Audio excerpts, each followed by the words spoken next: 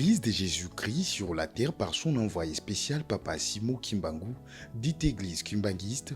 dont le siège international est en Kamba, Nouvelle-Jérusalem, en République démocratique du Congo, vient fixer l'opinion tant nationale qu'internationale qu'elle est surprise de suivre par la voix de la radio-télévision nationale congolaise RTNC et sur les réseaux sociaux une cérémonie organisée à l'hôtel du gouvernement le vendredi 17 juillet dernier relative au lancement officiel de la phase de structuration du projet de la construction Kamba 2026-2050 visant à moderniser la ville sainte et à développer un corridor économique dans la province du Congo central. Face à l'ampleur que prend cette affaire, l'église kimbanguiste vient donner les clarifications suivantes. Sa divinité Papa Simo Kimbangu Kiangani,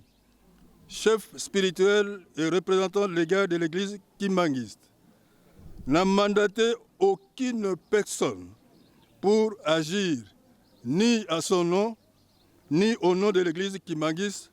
pour servir d'interface dans le dossier du projet de la construction Nkamba 2026-2050. L'église kimbanguiste, quant à elle, attend impatiemment la matérialisation de la déclaration solennelle faite en Kamba, Nouvelle-Jérusalem, lors des festivités du 6 avril 2026 par son Excellence Félix Antoine Tshisekedi, président de la République démocratique du Congo, chef de l'État et garant de la nation, d'accorder un statut spécial de ville sainte en Kamba, village natal de Papa Simo Kimbangu, ville sainte, Nouvelle-Jérusalem et siège international de son église. L'église kimbanguiste demande aux autorités compétentes de la République démocratique du Congo et d'ailleurs, pour de pareilles circonstances, de se référer seulement à sa divinité Papa Simo Kimbangu Kiangani, chef spirituel et représentant légal de l'église kimbanguiste.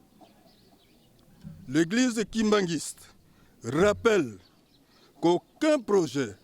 convention ou protocole d'accord ne peut être entrepris sans l'autorisation de sa divinité Papa Simo Kimbangu Kiangani, chef spirituel et représentant légal de l'église kimbanguiste, qui est le seul à engager l'église, c'est-à-dire qu'il est le représentant légal de l'église kimbanguiste. L'église kimbanguiste a depuis sa reconnaissance officielle de très bonnes relations avec l'ensemble de tous les pays d'Afrique, d'Europe, d'Amérique et d'Océanie,